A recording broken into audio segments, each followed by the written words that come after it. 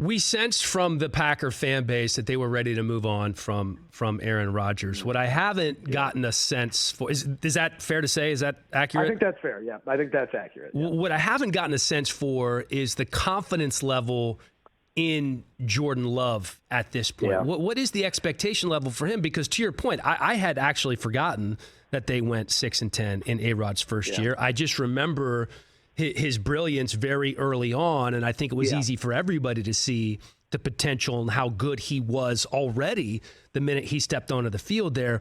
We just don't have that feeling or knowledge about Jordan Love at this point, and I'm sure he can turn heads, right? If they go 6-10 or 7-10, then and Jordan Love shows promise, that's the fan base is happy at that point, I would imagine. I would say so, yeah. What people don't have, people on the outside, and us in the media included, we don't have what we had in 2007 when Rodgers was the third-year backup, and they played a game down in Dallas in late November, and Favre got hurt early, like first quarter early, and they were down big. Rodgers came in, and they didn't win the game, but it was a sign. Rodgers was really, really good in that game, really productive, made some big-time throws.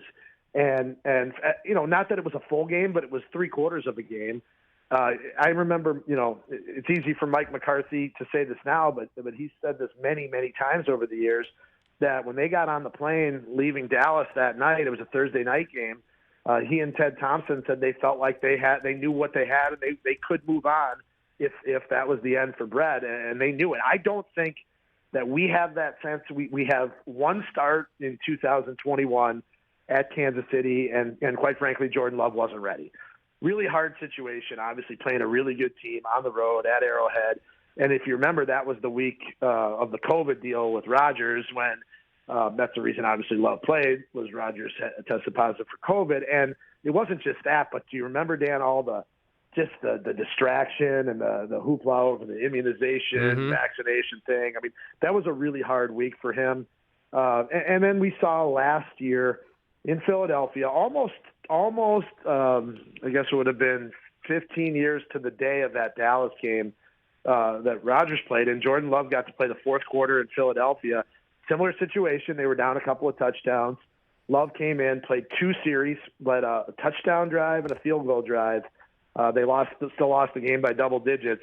It was a much, much smaller sample size. And even after the game, I asked Love, what kind of defense the Eagles were playing at that point in the game. And he even admitted, he goes, look, it was soft. It was not the blitzing defense that he saw at his first start in Kansas City. So there just isn't a lot. Now, if you talk to people on the inside and even people around the league, I remember talking to some former coaches about this. The team itself, the Packers, Matt LaFleur, Brian Gutekunst, the whole organization, they have a lot more to work with on Love than what we do.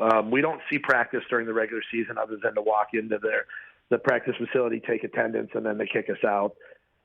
He didn't have preseason his rookie year because of the COVID deal. He missed a preseason game the next year because of a shoulder injury. So they have a lot more behind the scenes information. And as one former coach told me, there's no way that they would be moving on and so willing to move on from Aaron Rodgers if they didn't at least think that Jordan Love was ready. Now, does that mean he's going to be great? No, but they must have a feeling that he has a chance to at least do that. And the other thing, Dan, is that they need to find out, right? Like if he sat another year, then what? Then he's playing his fifth year, would be his first year as a starter. That's just, it's probably too late. Catch the Rich Eisen Show every single day on the Roku channel, 12 to 3 Eastern, for free.